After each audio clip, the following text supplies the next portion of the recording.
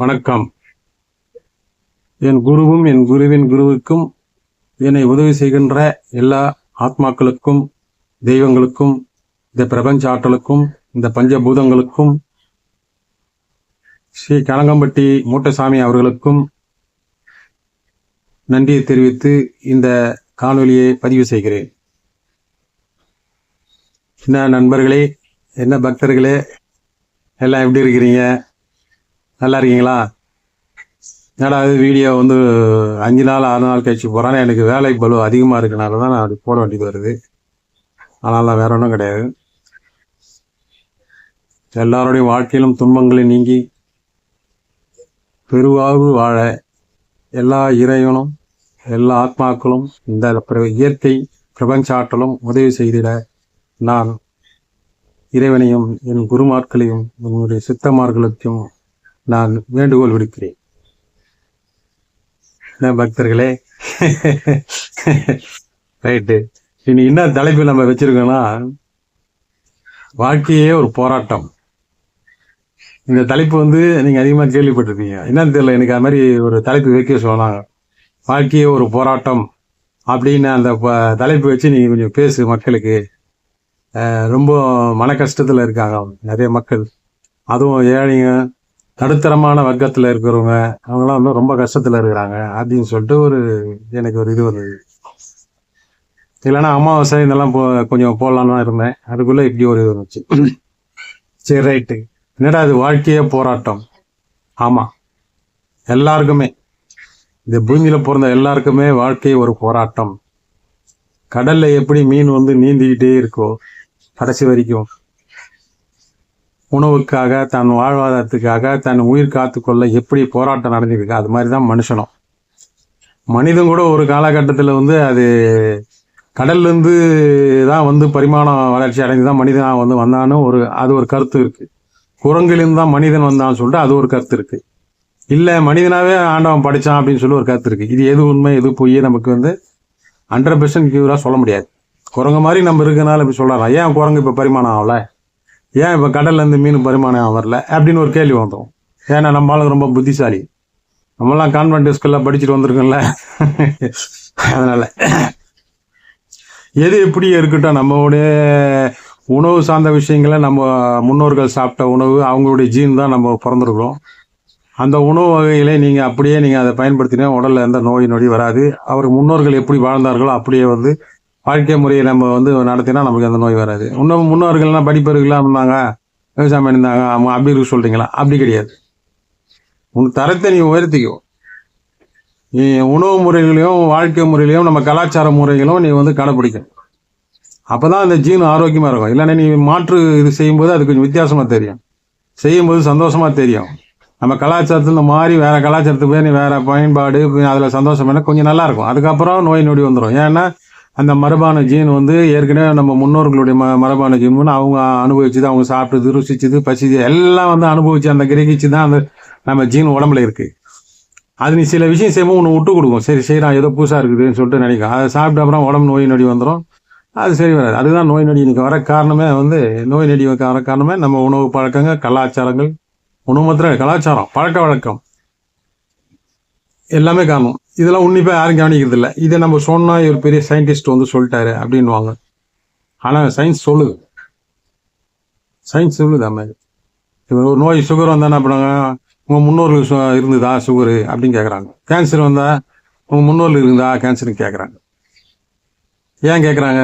அந்த ஜீனு நம்ம உடம்புல இருக்குது. நம்ம தாத்தா பாட்டி, கொள்ளு தாத்தா கொள்ளு பாட்டி ஜீனு நம்ம உடம்புல இருக்குதான். சரி, ரைட்டு. எது அதெல்லாம் ஒரு பக்கம் இருக்கட்டும், ஆராய்ச்சியெல்லாம். வாழ்க்கை ஒரு போராட்டம். ஆமா, நீ ஒரு தகப்பனுக்கு, ஒரு பெற்றோருக்கு, அம்மா அப்பாவுக்கு நீ புள்ளியா இருக்கிற. புள்ளியா இருந்த அப்புறம் நீ நல்லா போய் படிக்கிற. படிப்பு எது படிக்கிற? சம்பாதிக்கிறதுக்கு. அறிவு வளர்றதுலாம் கிடையாது. அறிவுலாம் தானா வளரும். நீ நீ வளர்க்கணும் அவசியமே கிடையாது. ஏன்னா நீ எந்தெந்த சூழ்நிலையில எப்படி எப்படி யார்கிட்ட பழகிட்டே அதுக்கு அந்த மாதிரி அறிவு பரிமாண வளர்ச்சி நடந்துனே இருக்கும். அது யாரும் நிப்பாட்ட முடியாது. ஆச்சுங்களா? அப்போ நீ பசங்களை கல்யாணம் பண்ணுற, உனக்குன்னு குழந்தை குட்டியை நீ உருவாக்கிற. அதுக்கப்புறம் அந்த குழந்தை குட்டிக்காகவே நீ வந்து படிக்க வச்சு அதுங்களை நல்லா ஒரு இது பண்ணி வரும்போது அதுங்களுக்கு திருமணம் ஏற்பாடு பண்ணணும். அது வாழ்க்கை எப்படி இருக்கணுமோ இந்த கவலை. அது கல்யாணம் பண்ண போன அப்புறம் நம்ம இத்தனை நாள் நம்ம கூட இருந்தது, இப்போ அது தனியாக போயிடுச்சு. அது எப்படி இருக்குதோ, என்ன இருக்குதோ, சாப்பிட்டதோ, சித்திரவதைப்படுதோ, மாமியார் கொடுமையோ, வீட்டுக்கார் கொடுமையோ, மாமனார் கொடுமையோ, இல்லை சொந்த பந்த நாத்தனார் கொடுமையோ, இப்படியெல்லாம் நம்ம கவலைப்பட்டுக்கிட்டே இருக்கிறோம். பார்த்தீங்களா? நம்ம அப்பா நம்மளை வளர்க்கும் போது அம்மா அப்பா என்ன நினச்சிருப்பாங்க, நம்ம பிள்ளைய நல்லா படிக்க வைக்கணும், இவன் நல்ல பொண்ணை பார்த்து கல்யாணம் பண்ணணும், அவனும் நம்மளை மாதிரி குழந்தை விட்டு போது நல்லா ஆரோக்கியமாக இருக்கணும், நல்ல வாழ்க்கை நல்லா இருக்கணும், அவங்க கவலைப்பட்டுரும். போராட்டம், இது ஒரு போராட்டம். நல்ல ஸ்கூலில் படிக்க வைக்கணும், நல்லா ஆரோக்கியமாக வளர்க்கணும், நல்ல பொண்ணை பார்க்கணும், நல்ல வசதியாக பார்க்கணும், இதெல்லாம் ஒரு போராட்டம், ஒவ்வொரும் கடந்து வர்றது. அதுக்காக தான் கை கால் எல்லாம் அடிக்கணும், வாய் அடிக்கணும், சைலண்டாக நல்லவங்க மாதிரியே வாழ்றது. அப்போ தான் நமக்கு இந்த சமுதாயம் நம்மளை மதிக்கும், நல்ல பேர் எடுத்தால் தான் நம்மளுக்கு நாளைக்கு நல்ல நம்ம பிள்ளைங்களுக்கு நல்லது கெட்டது நடக்கும் அப்படின்னு நினைக்கிறோம். அப்போ அந்த பிள்ளைங்களை வளர்த்து நல்லா ஒரு குழந்தை கல்யாணம் பண்ணி கொடுத்துட்டு போயிடும். அந்த காலத்துலலாம் பார்த்தீங்கன்னா தாத்தா கொள்ளுப்பாட்டி இவங்கெல்லாம் இருந்தாங்க, ஒரே ஊரில் இருந்தாங்க, அவங்க வந்து கடைசி வரையும் பார்த்தாங்க, செஞ்சாங்க. இப்போ அப்படி கிடையாது. கல்யாணம் பண்ண அடுத்த செகண்ட் அவங்க போயிடுறாங்க. அது பொண்ணு வீட்டாக இருந்தாலும் சரி, பையன் வீட்டாக இருந்தாலும் சரி. ஏன்னா 2 பேரும் வருமானம் சம்பாதிக்கிறாங்க. அப்போ அவங்க தனி வீடு தனி கொடுத்தோம்னா அவங்க தொழில் எங்கே இருக்குதோ தொழில் சார்ந்த இடத்துல பக்கத்துலேயே வீடு எடுத்து வச்சுப்பாங்க, அவங்க வச்சுப்பாங்க. ஆள் வேணா ஒரு ஆள் காசு கொடு, காசு இருந்தால் எல்லாமே நடக்கும். அப்போது இந்த பெற்று வளர்த்து படிக்க வச்சு கஷ்டப்பட்டு இவங்க தாய் தப்ப சுகபாவங்கள்லாம் வேணான்னு விட்டுட்டு இந்த உலகத்துக்காக அவங்களுடைய ஆசை பாசங்களெல்லாம் கண்ட்ரோல் பண்ணி வந்துங்களா என்ன பிரயோஜனம்? ஒன்றும் கிடையாது, ஒன்றும் கிடையாது. நம்ம என்ன செய்ய, நம்ம பிள்ளைங்க தான் பண்ணுவோம். எப்போ ஒரு பெண்ணை திருமணம் செய்யும் போது அது தாய்கிட்ட இந்த பாசம் அந்த பெண்ணுக்கிட்ட நம்ம போயிடும். அப்படிதான் ஆண்டவன் வச்சிருக்க. ஒரு பெண்ணு பாருங்க, 18-20 வருஷம் நம்ம கட்டி வளர்த்து பாதுகாத்து அது எந்த ஒரு பங்கம் வராமல் கெட்ட பேர் வராமல் அது நல்லா ஒழுக்கமாக வளர்த்து கொடுத்து போகிற வீட்டில் நல்ல பேர் எடுக்கணும் நம்ம வளர்த்து அதை வந்து நம்ம பண்ணுறோம். ஆனால் பார்த்தீங்கன்னா அந்த தாலி கட்டினோம்னா அடுத்த செகண்டாக வீட்டுக்காரன் கையை பிடிச்சிட்டு போயிடுது. இதில் என்ன இருக்குது பாசம்? அதெல்லாம் ஒன்றும் கிடையாது. எல்லாம் ஒரு வாழ்க்கை முறையில் வாழணும். அந்த பூமியில் வாழ்கிறதுக்கு மற்றவங்க கண்ணுக்கு வந்து நம்மளும் அவங்கள மாதிரி வாழணும்னு காட்டிக்கிறதுக்காக இந்த வாழ்க்கையை வாழ்ந்துக்கிட்டு இருக்கோம். இப்படியே அம்மா அப்பா நம்ம செய்கிற இந்த குடும்பம் இந்த கட்டுக்கோப்பு இதை எல்லாருமே பண்ணுறது தான். அவங்க வசதிக்கு தகுந்த மாதிரி வாய்ப்புக்கு தகுந்த மாதிரி செஞ்சுட்டு தான் இருக்கிறாங்க. இதுதான் நடக்குது இந்த உலகத்தில். அந்த காலத்துல நடந்துனே வருது. இது இந்த உலகத்து இடையில நம்ம ஏன் வந்தோம், எதுக்கு இப்படி வந்தோம், ஏன் நம்ம வந்து இப்படியெல்லாம் வாழணுமா, இப்படியெல்லாம் இருக்கணுமா அப்படின்னு சொல்லிட்டு நம்ம யோசிக்கிறதுக்கான டைமே கிடையாது உங்களுக்கு. இந்த டைம் எப்போ வரும்? 50 வயசு இல்லைன்னா 55 வயசு இல்லை 60 வயசுல வரும். அப்போ திரும்பி பார்ப்போம் வாழ்க்கையில் நம்ம என்னென்ன பண்ணணும், அம்மா அப்பாவுக்கு என்ன பண்ணணும், அண்ணன் தம்பிங்கள் என்ன பண்ணணும். நம்ம எல்லாம் ஒன்றா கூட்டாக தானே இருந்தோம் ஒரு தாய் வயிற்றுல பிறந்து. அப்புறம் கல்யாணம் பண்ணி தனியாக வந்தோம். அதுக்கப்புறம் நம்ம பிள்ளைங்க அதுகளும் இப்போ போயிடுச்சு. இப்போ நம்ம தனியாக தானே இருக்கிறோம். எப்படி ஒரு போராட்ட வாழ்க்கை பாருங்க. அந்த காலத்தில் போராட்டம் கூட அம்மா அப்பா சோறு போடலைன்னா ஒரே ஊரில் சொந்த பந்தம் சித்தப்பா பெரியப்பா அத்தாம்மா பெரியம்மா எல்லாம் இருப்பாங்க. எங்கேயோ ஒரு இடத்துல ஒரு வேலை சாப்பிட்டும் கூட அப்படியே பெருசுங்க அப்படியே காலத்தை கழிச்சு திண்ணையில் படுத்துன்னு எப்படியே காலை கழிச்சு. இப்போ கிடையாது. 50-55 வயசு பசங்களை கரை சேர்த்துற அப்புறம் புதுசாக சம்பாதிச்சு புது வாழ்க்கை வாழக்கூடிய சூழ்நிலை நீ வந்துருச்சு. அப்போ பணம் சேமிப்புன்றது ஒன்று இல்லாமல் உங்களுக்கு நீங்கள் செட்டில் ஆகாமல் இருந்தீங்கன்னா பெரிய அவஸ்தை. இந்த பூமிக்கே நம்ம பாரமாக இருக்கும். ஒன்றும் பிரயோஜனம் கிடையாது. 50 வயசு மேலே எல்லாம் முடிஞ்சிச்சுன்னா ஒன்றுமே கிடையாது, இருக்குதே வேஸ்ட்டு. அதுக்கு மேலே ஆண்டவனை கொடுத்து கிஃப்ட்டுன்னு நினச்சி வேண்டாம். இன்னும் கர்மா நீ கைடா அப்படின்றான். ஏன்னா 50 வயசு மேலே நீ சாப்பிட்றதும் கழுவி வெளியே தள்ளுறது, இந்த 2 வேலை தான் பார்க்குறேன். இந்த வேலை அடுத்த இன்னொரு ஜீவன் போகிறதுக்கு யூஸ் ஆகும். நம்ம இருக்குதே வேஸ்ட்டு. அப்படி தான் இப்படி ஆகிப்போச்சு. நான் வந்து எதார்த்த சொல்கிறேன், எல்லாருமே அப்படி இருக்கும் சொல்ல முடியாது. ஆனால் பெரும்பாலும் அப்படி தான் இருக்கிறான். வெளியே சொல்லிக்க முடியல. அவனுடைய மனசு ஆத்மாவே ஒரு குறிப்பிட்ட ஒரு வட்டத்துக்குள்ள எடுத்து போயிட்டு அதை வந்து பூட்டிட்டாங்க, முடிஞ்சு போச்சு. நம்மளே பூட்டிக்கிட்டோம், அவ்வளோதான். அதில் மீறி வர முடியாது. அதுக்கு தான் அந்த கௌரவம் இது பக்கத்தில் நாளைக்கு அசிங்கமாயிடும். அது மருமகளே செருப்பாலாச்சோம் புள்ள செருப்பாலாச்சோட சைலண்டாக இருப்பாங்க, வேறு வழி கிடையாது. இது வெளியே போய் சொல்ல முடியாது, சொன்னால் கௌரவம் போயிடும். எனக்கு தெரிஞ்ச மாதிரி நடந்திருக்கு. மாமியாரே செருப்பால் அடிச்சிருக்கு பொண்ணு. இதுக்கு தான் சொல்லி இன்னைக்கு வரைக்கும் தனி சோறு தான், ஒரே ரூமில் ஒரே இதில். அந்த அம்மா வயசான 75 வயசு 75 வயசு தான் அந்த அம்மா தனியாக ஆகி சாப்பிட்டுன்னு இருக்கிறான். ஒரே ஒரு டீ காஃபி கூட அந்த மருமகத்தும் கொடுக்காது, பேரம்பேத்திகளோடு கண்ட்ரோல் பண்ணிச்சு. ஆனால் புள்ள நான் சொல்கிறேன், என் பொண்டாட்டி தான் ரொம்ப நல்லவன். இதுல எது எங்க இருந்து வைப்பீங்க நீங்க? இதுல எங்க நியாயம் இருக்கு? இது என்ன வாழ்க்கை பாருங்க. இது போராட்டம், வாழ்க்கையே போராட்டங்க. நிம்மதியெல்லாம் ஒன்றும் கிடையாது, யாரெல்லாம் நிம்மதி இல்லைங்க, சும்மா அல்ப. ஆனா இத்தனைக்கும் ஒரே ஒரு புள்ளி, இதுல ஒரு 75-60% நீங்க இந்த மாதிரி பிரச்சனை கடந்து நீங்க சந்தோஷமா இருக்குன்னா அந்த பணமோ சொத்தோ உங்க பேர்ல இருந்தாலும் இந்த பிரச்சனை எல்லாம் உங்களுக்கு வராது. என்ன ஒன்று கவனிக்க மாட்டாங்க, மரியாதை கொடுக்க மாட்டாங்க, அப்படி இருப்பாங்க. சொத்துக்காக ஒன்று வச்சிருப்பாங்க, நாளைக்கு சொத்து எவனோ எழுதிருப்பாங்க. அவரு சொத்து அதனால தான் அந்த காலத்துலேயே சொத்து யாரும் எழுதி கொடுக்காம அவங்க பேர் வச்சிருந்தாங்க. இப்போ ஏமாத்தி வாங்கிடுறாங்க சொத்து.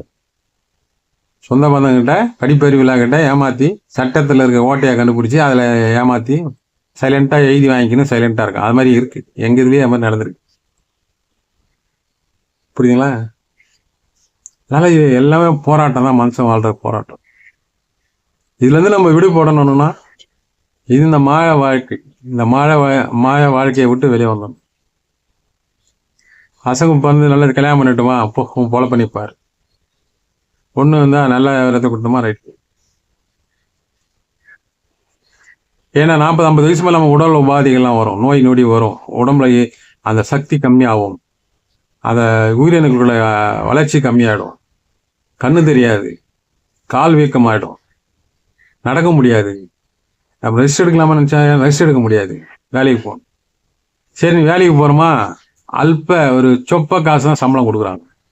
7,000 8,000 அப்படி கொடுத்து ஒரு மாதம் எல்லாம் போய் நம்ம வேலை செஞ்சு அந்த காசை வாங்க. அங்கே நம்ம ரத்தத்தை உரிகிறாங்க, வேற வழி கிடையாது, போராட்டம். பார்த்தீங்களா இந்த உலகம் எப்படி இருக்குன்ட்டு? நம்ம பிச்சைக்கா நம்ம முதலாளின்னு சொல்லிக்கிறாங்க சட்டத்தில். மக்கள் தான் முதலாளின்றான், அரசியல்வாதி நமக்கு தொழிலாளின்றான், அதிகாரி நம்மளுக்கு தொழிலாளின்றான். நம்ம வீட்டு காசு நம்ம வரி பணத்தை சம்பளம் வாங்கி அவன் சொகுசாக இருக்கிறான், 3 வேளை சோப்புறான், 6 வேளை சோறு சாப்பிட்றான், காரு பங்களா எல்லாம் இருக்கிறான். அவன் நமக்கு எதிராக சட்டம் போடுறான். உன் அதிகாரத்தை நீ அவன்கிட்ட கொடுத்துட்டு நீ அவங்ககிட்ட நம்ம பிச்சை எடுக்கிற கதை. இது என்ன அறிவு என்ன மக்கள்? இதெல்லாம் தெரிஞ்சுங்க, எவ்வளோ அறிவு இருக்கு இல்லைன்னு புரிஞ்சுங்க. நீங்க எப்படி நம்ம அதிகாரத்தை அவன்கிட்ட கொடுத்துட்டு நமக்கு சம்பாதிக்கிறது எல்லாத்தையும் அவங்க அரசாங்கத்துக்கு வரி எல்லாம் கட்டி நம்மளுக்கு சேவை செய்யறதுக்கு அவனை ஒரு சீட்ல பொறுப்பா கௌரவமா உட்கார வச்சா அவனுக்கு என்னென்ன பண்ண, நீ நாட்டுல என்னென்ன நடக்கு பாத்தீங்களா? போலீஸ் இதெல்லாம் என்ன பண்ணிட்டு இருக்காங்கட்டு. ஏன் இவ்வளவு தைரியமா செய்யறாங்கன்னா மக்கள் ஒத்துமையா கிடையாது.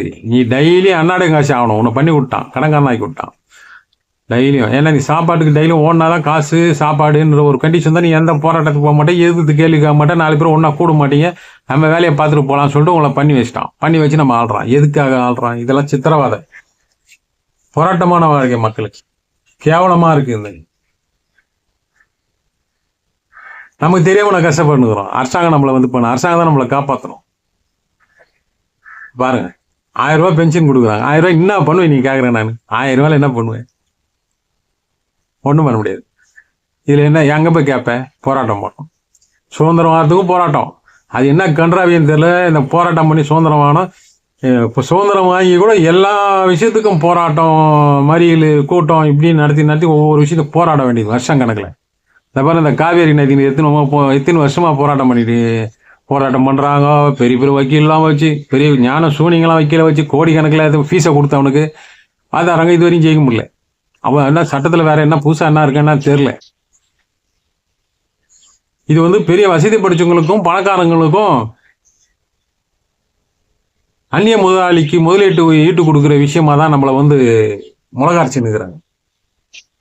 நம்ம தலையில முளகாரிச்சிட்டு நம்ம நினைச்சுக்கிறோம் நம்ம கஷ்டப்படுறோம். கிடையாது. அரசாங்கம் நம்மளை பாதுகாக்கும், ஆனா பாதுகாக்கல. போராட்டம் யார் பண்றது? வாழ்க்கை போராட்டம். அரசாங்கம் நினைச்சாலும் என்ன பண்ணும்? என்ன திருட்டு கேஸ் எல்லாம் போடும், என்ன முள்ள மாதிரி கேஸ் எதை போட்டால் நாங்கள் உட்காந்துருப்பாரு, ஜட்ஜி உட்காந்துருப்பாரு. போனா 5 நாள் ரிமாண்ட். எதுக்கு ரிமாண்ட்? இன்னும் ரிமாண்ட். அப்புறம் 5 நாள் பார்த்து ஜாமீன் வெளியே விட்டு அப்புறம் கேஸ் வாதாடி. ஏன்னா அங்கே கேஸ் போட தான் வக்கீலுக்கும் வேலை வரும், இவங்களுக்கு வேலை வரும்.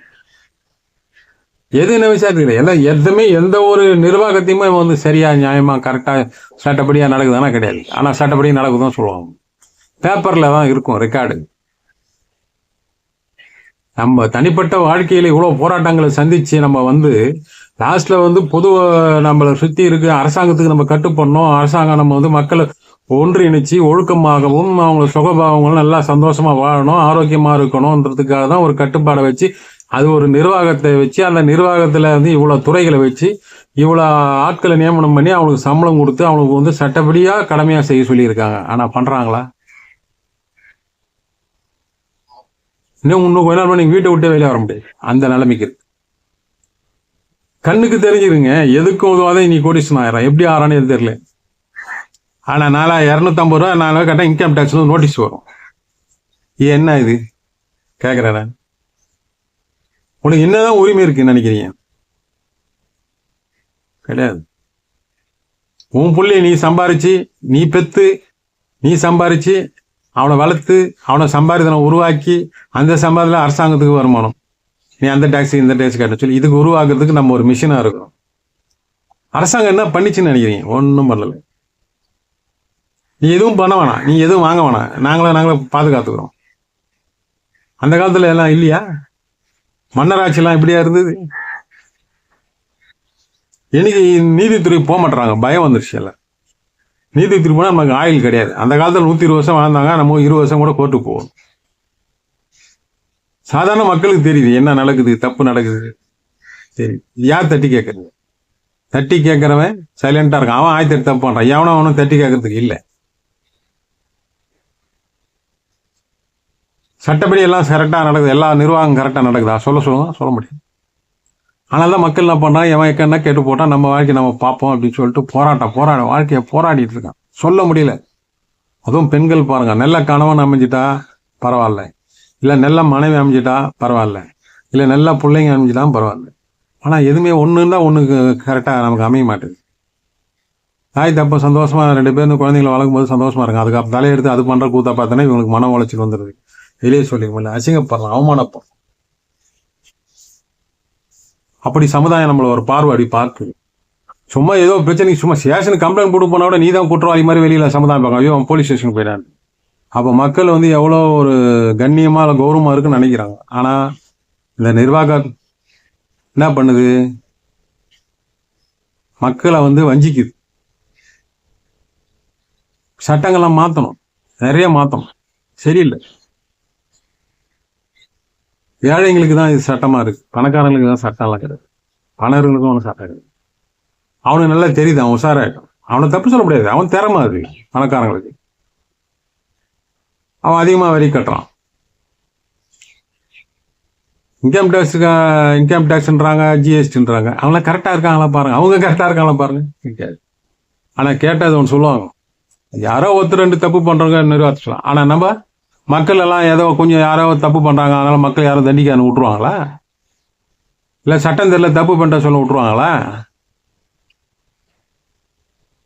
இவ்வளோ டேஞ்சரான விஷயம் நம்மளை சுத்தி இருக்கு. மக்கள் போராடுறாங்க, இவ்வளவு விஷயத்துக்கு போறாங்க. அதுக்கப்புறம் ஜாதி சனம் இதெல்லாம் இந்த பிரச்சனை ஒரு பக்கம். எல்லாத்துக்கும் மூலாதாரம் பணம் இருக்கணும். எதை நீ போராடணும்னாலும் எதை பண்ணாலும் பணம் இருக்கணும். அந்த பணம் வர்றதுக்கான வழிக்கு அரசாங்கம் என்ன பண்ணிருக்கு, நீ என்கிட்ட இருந்து வாங்குற வரி பணம், பொதுமக்கள்கிட்ட இருந்து வாங்குறேன், அந்த அப்பாவி மக்கள்கிட்ட இருந்து வாங்குறேன். ஒரு போன் பேசினா ஜிஎஸ்டி, கரண்ட் பில்லுக்குன்னா ஜிஎஸ்டி, குடிக்கிற தண்ணிக்கு ஜிஎஸ்டி. ஆனா எங்ககிட்ட ஓட்டு வாங்கி அரசியல்வாதிங்க அவனுக்கு கோடிக்கான சம்பாரி. அப்ப எங்க போச்சு இந்த கண்ணு, இவங்கள எங்க பாத்துக்கிறாங்க கவர்மெண்ட்? அப்ப என்ன அர்த்தம்? அப்ப மக்களுக்கு தெரியல, தெரியும். அதுதான் ஆண்டவன் மேல பாரத்தை போட்டுறான். ஆண்டவன் பார்த்துப்பான், தப்பு பண்ணவெல்லாம் பார்த்துப்பான். எத்தனை பேர் பெரிய பெரிய ஆள்லாம் என்ன ஆனாங்க, போகும்போது என்ன எடுத்து போனாங்க, ஒன்னும் எடுத்து போகுது, அந்த ஆண்டவன் பார்த்து. அதனால வாழ்க்கைய போராட்டம், அது வந்து நீ மனசுல வந்து நீங்க பதிவு வச்சுக்கணும். ஏன்னா நீங்க வந்து ஒரு ஊர்லயோ ஒரு குறிப்பிட்ட சமுதாயத்திலயோ ஒரு குறிப்பிட்ட ஒரு இடத்துலயோ இருக்கிறீங்க, உங்களுக்கு வெளி உலகம் தெரிய மாட்டேங்குது. அப்போ நீங்க வந்து உங்களுக்கு 3 வேளை சாப்பாடு கிடைச்சா போதும் அப்படின்னு நினைச்சு நீங்க இருந்தீங்க. அது கிடையாது. இந்த சமுதாயத்துல என்ன நடக்கும் உங்களுக்கு தெரியணும். அப்பதான் உன்னோட வாரிசுதாரங்க நீ இந்த சமுதாயத்துல நின்று இருக்க முடியும். இல்ல இருக்க முடியாது. இப்பெல்லாம் ரொம்ப ஃபாஸ்டா வந்துடுச்சு. எங்கேயோ எத்தனை 1000 கிலோமீட்டருக்கான மூளை முடுக்கல நடக்கிற ஒரு செகண்ட்ல நமக்கு தெரிய வருது. இப்ப இந்த பணம், இந்த லாக்டவுன்ல எவ்வளவு பேர் எவ்வளவு கஷ்டப்பட்டாங்க பாத்துங்க. அது இது ஒரு உதாரணம், எடுத்துக்காட்டு. ஆண்டவன் வந்து சொல்லி காட்டியிருக்கான், இப்படி பாரு, இப்படி நிலைமை வந்தா எப்படி பண்றாங்க. அப்ப அந்த பணம்ன்றது இப்ப பாத்தீங்கன்னா என்ன பணமே இல்லாம பரிமாற்றம் பண்றாங்க வருது. இது என்ன குடும்ப பணம் பார்த்துன்னு இருக்கு, என்ன ஆகுதுன்னு பாருங்க. பணமே இல்லை. நம்ம பணம் சம்பாதிச்ச பணம் நீ 50,000 இப்போ பேங்க்கில் போட்டு வைக்கணுன்றான், வீட்டில் வைக்கக்கூடாதுன்றான் 50,000த்துக்கு மேலே. சரி பேங்க்கில் போட்டு வைக்கிறோம். அர்ஜென்ட் அவசரம் எடுக்குன்னா அது வந்து இன்கம் டேக்ஸ் கார்டு காட்டினா தான் நீ வந்து எடுக்க முடியுன்றான். நம்ம படத்தை எடுக்குது அவன்கிட்ட பர்மிஷன் கேட்க வேண்டியது. இப்போ என்ன சொன்னா கடையில் அவனை இப்போ பேடிஎம் தேன்றான். இதெல்லாம் யார் கேட்டாங்க? எல்லாம் வெளிநாட்டுக்கு உதாரணம் எடுக்கிறீங்களே, அதே வெளிநாட்டில் பண்ணுற மாதிரி பண்ணுறாங்களா? இதெல்லாம் பாருங்க மக்கள், நான் எதுக்கு சொல்லணும்னு பாருங்க. நம்ம ஏதோ நினைக்கிறோம், ஏதோ எங்கேயெல்லாம் நமக்கு என்ன வந்தது, நமக்கு வந்ததா காசு. ஓட்டு நீ எப்போ காசு வாங்கி ஓட்டுக்கு போடுறியா அன்றைக்கி உங்கள் கதை முடிச்சு, இன்னைக்கு உங்கள் குடும்பத்தையே கூட்டி கொடுத்த மாதிரி கணக்கு.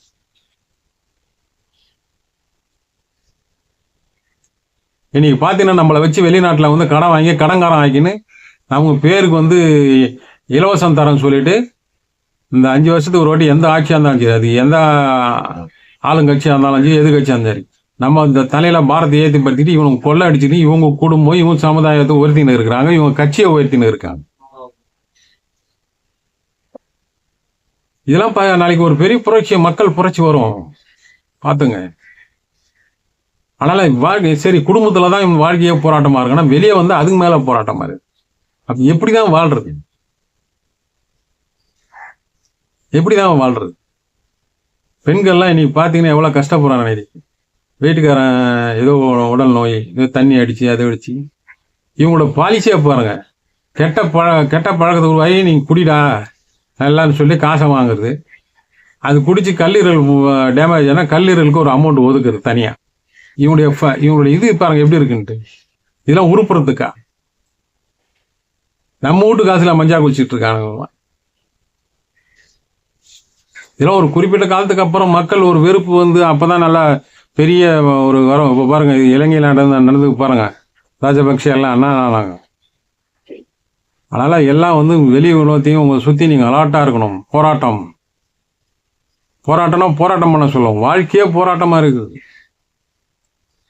ஏதோ ஒட்டிக்கிட்டு இருக்குது கொஞ்சோண்டு லைட்டா. அப்படிதான் இன்னைக்கு சமுதாயம், இன்னைக்கு பொருளாதாரம் அப்படியெல்லாம் நமக்கு இருக்கு. பணக்காரன் ஆகிட்டே இருக்கிறான். அதெல்லாம் யார் எந்த அரசியல்வாதி எல்லாம் ஒன்னா நம்பர் கேடி.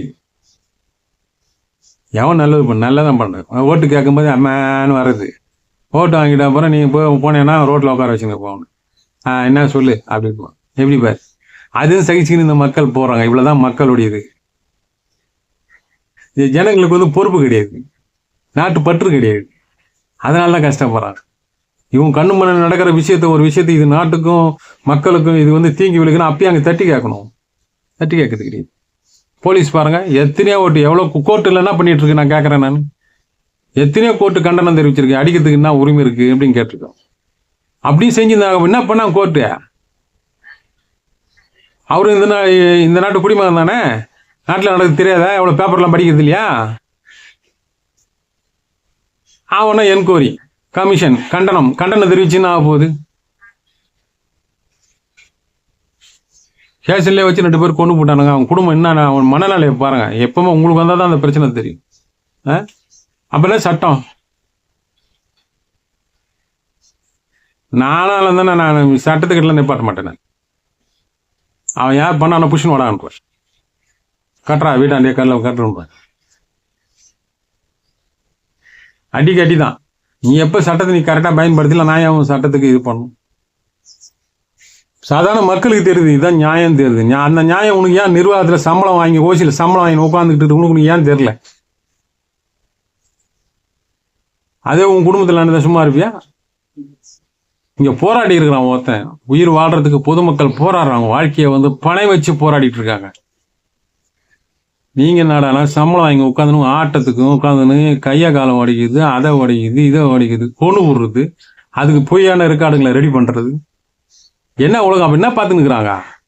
ஜனாதிபதியோட கேட்கிறேன் நான், என்ன பண்ணிட்டு இருக்கீங்க? அப்ப உங்களுக்கு தெரியலையா?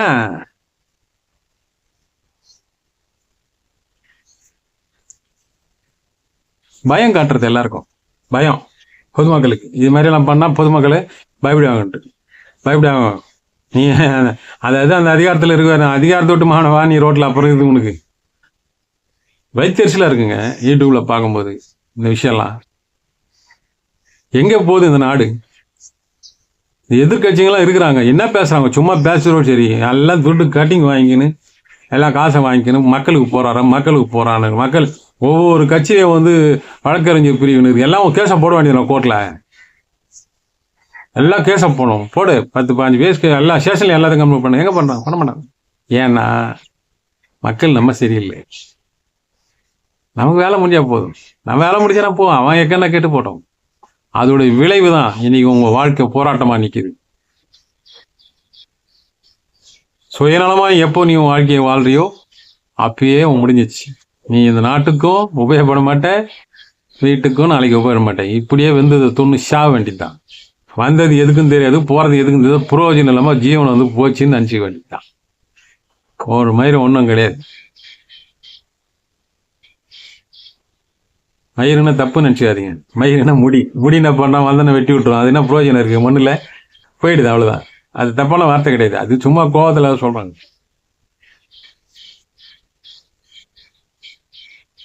அவ்வளோ கோபம் இருக்குது, என்ன பண்ணுறது சொல்லுங்க பார்க்கலாம். மக்கள் கஷ்டப்படுறது அப்படி இருக்கு. சூழ்நிலத்தோடு இருக்காங்க. எங்கே போனாலும் ஜனங்க அவங்க நல்லா இருக்கணும், நான் நல்லா இருக்கணும், என் குடும்பம் நல்லா இருக்கணும், இப்படியே தான் நினைக்கிறேங்காண்டி. நம்மளும் நல்லா இருக்கணும், பக்கத்து வீட்டில் நல்லா இருக்கணும், ஊரும் நல்லா இருக்கணும், நாடும் நல்லா இருக்கணும்னு நினைக்கிறாங்களா? இல்லை, அந்த எண்ணங்கள் இல்லை, போச்சு, வராது. இதே தான் இதை பயன்படுத்திக்கிறான் அரசியல்வாதி, அதிகாரி, இதெல்லாம் பயன்படுத்திக்கிறாங்க. ஆனால் தான் நம்ம வாழ்க்கை போராட்டம், வாழ்க்கை ஒரு போராட்டம். அதெல்லாம் யாரும் பணக்காரனும் சரி ஏழையும் சரி நடத்த எவனுமே நல்லா சந்தோஷமா கல்ல. அதெல்லாம் சும்மா சந்தோஷனா காரு பங்களா இருக்கு சந்தோஷம். அதெல்லாம் பாவம், பணக்காரன் ரொம்ப பாவம், இன்னும் சொல்ல பாவம். அவன் பாருங்க, தேவைக்காக பணம் சம்பாதிக்கிறான். அந்த தேவை பூர்த்தி ஆகி அதுக்கு மேலே பணம் சம்பாதிக்கும் போது இந்த தேவைக்காக பயன்படுத்துகிற வரைக்கும் அந்த பணம் அவனை காப்பாற்றும். தேவைக்கு அதிகமாக நீ சம்பாதிச்சானா அந்த பணத்தை நீ காப்பாற்றணும். அதுக்கு யார் வேணும்? ஒரு பங்களா கெஸ்ட் ஹவுஸ் கட்டினா ஒரு வாட்ச்மேன் வேணும், 2 கார் வேணும், 2 டிரைவர் வாங்கணும், 4-5 சொத்து வேணும், அதை பராமரிக்கணும். இதுக்கெல்லாம் நீ சம்பாரிச்சுனே இருக்கணும். அப்புறம் வீட்டில் சமையல்கார் போட்டால் அதுக்கு அவனுக்கு சம்பளம் கொடுக்கணும். இப்படி ஒவ்வொன்றும் உயர்ந்து போயினே இருக்கும். அப்போ எவனுக்கோ எதுக்கோ வாழ்ந்துன்னுக்குறான், எதுக்குன்னா ஓடுறான்னு தெரியல. ஆனால் வீட்டில் சமையல்காரனோ வாட்ச்மேனோ இவங்க நல்லா வயிறு நிறைய நிம்மதியாக சாப்பிட்டு போதுறா. முதல்ல நமக்கு மாதம் 20-30,000 கொடுக்குற போதும், நம்ம வாழ்க்கை எப்படின்னா அவன் ஜாலியாக அதில் சிக்கனம் பண்ணி அவன் வாழ்க்கை அவன் போயினே இருக்கும். ஆனால் இவன் பாருங்க, ஓடி ஓடி ஓடி சுகர் வந்து 2 இட்லி சாப்பிட்றது ஸ்பூனை வச்சு தொட்டு சாப்பிட்டுனே இருப்பான். நிம்மதி கிடையாது. ஆனால் அந்த ஆசை விடாது அவனை. பணம் மேலும் மேலும் மேலும் மேலும் சம்பாதிச்சு போயிட்டே இருக்கும். இவன் நல்லா அறிவாளியாக சம்பாதிச்சுமே இருப்பான். இவன் கொஞ்சம் வயசாகும்போது பிள்ளைங்க தலை எடுத்துட்டே, நீ என்னடா சம்பாதிச்ச போடா இப்போ நான் பார்த்துக்கணும்னு சொல்லி இவன் அழிக்க ஆரம்பிச்சிருவான்.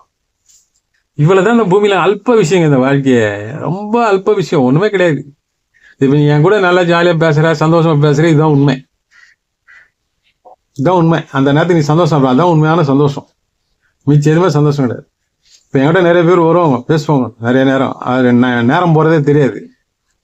நீங்கள் எப்படி சாமி இப்படிலாம் இருக்கிறீங்க, ரொம்ப பாசியாக இருக்கிறீங்க, எதை கேட்டாலும் பதில் சொல்கிறீங்க, எல்லா விஷயத்தையும் சொல்கிறீங்க, எப்பவுமே சிரிச்சுட்டே இருக்கீங்க, எவ்வளோ கஷ்டம் இருந்தாலும் நீங்கள் சிரிக்கிறீங்க, ஜாலியாக சந்தோஷமான.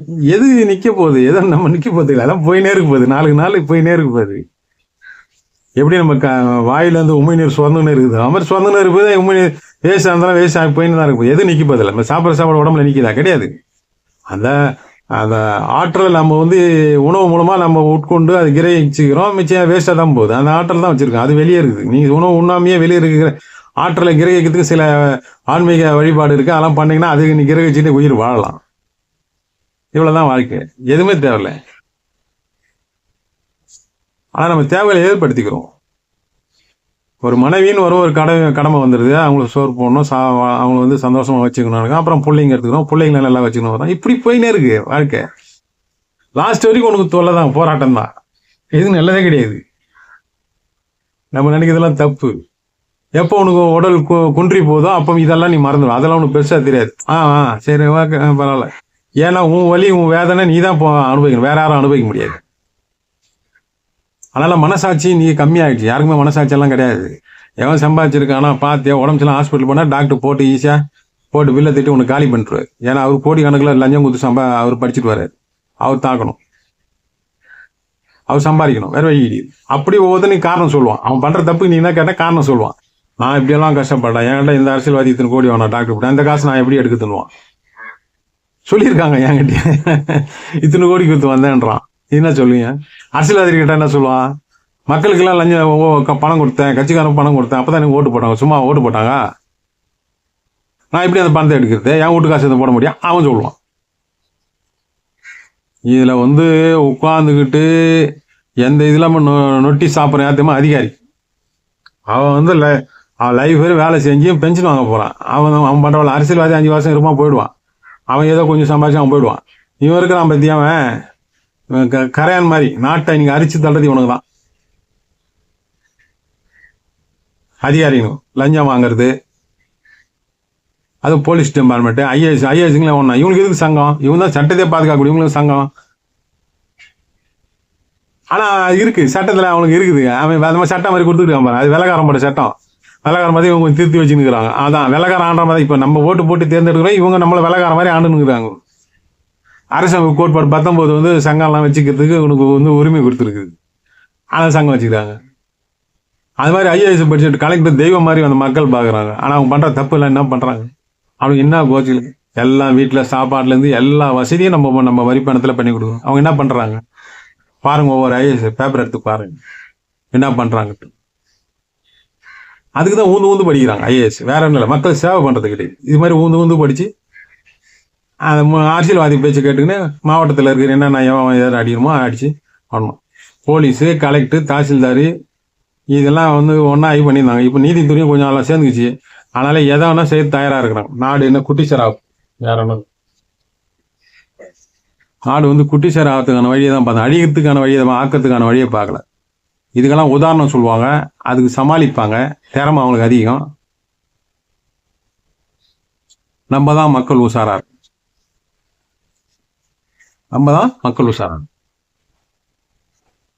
நீ நாட்டு மக்களை பாதுகாக்கிறதுக்காக இந்த அரசியல்வாதிகளும் அதிகாரிகளும் ஐஏஎஸ் ஆஃபீஸர்கள்லாம் வரல. அதெல்லாம் சும்மா. அப்படி பார்த்தா மக்களுக்கு என்ன உணவு சாப்பிட்றாங்க, அரசாங்கத்தில் என்ன உணவு அனுமதி கொடுத்து அதை சாப்பிட்றாங்க. ரேஷனேஷன் தான் லட்சத்தில் வருது. சர்க்கரை சாப்பிடலாமா? சர்க்கரை சாப்பிட்டா என்ன ஆகும் தெரிய வேணாம். படிச்சவங்க எப்படி நீ சர்க்கரை கொடுக்குறான்? ஏன்னா நோய் நொடியெல்லாம் வரும்.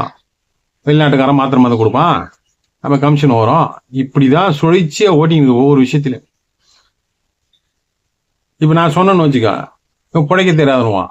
இப்போ நான் என்ன பண்ணுவோம், ஒரு கட்டிங் வாங்கிக்கின்னு எதுவும் பேசாம, ஆமாம்மா நீ சாப்பிடுங்க, சர்க்கரையா நல்லா சாப்பிடுங்க, கோதுமை நல்லா சாப்பிடுங்க, சுகர் ரொம்ப கண்ட்ரோல் ஆகி கிளியர் ஆகிடும் அப்படிலாம் சொன்னால் ரொம்ப சந்தோஷப்படுவோம். பார்த்தீங்களா? ஆனால் இதெல்லாம் வேணான்னு சொல்லி ஆன்மீகத்துக்கு வந்தேன். நான் ஏன் இப்படி இவ்வளோ தைரியமாக பேசுகிறேன்? நான் சட்டம் தெரிஞ்சு வச்சிருக்கேன். சட்டம் என்ன சொல்லுதோ அதை நான் செய்வேன். சட்டத்தை மீறி பண்ண மாட்டேன். அப்படி நான் சட்டப்படி செய்கிற விஷயத்தை அது தவறோ இல்லை மிஸ்யூஸ் பண்ணி என்ன பண்ணாங்கன்னா நான் எதாவது செய்யறதுக்கு நான் தயங்க மாட்டேன். என்ன நான் தற்காத்துக்கு முடியாத இந்த வாழ்க்கை, இந்த பூமியில் வாழ்றது வேஸ்ட்.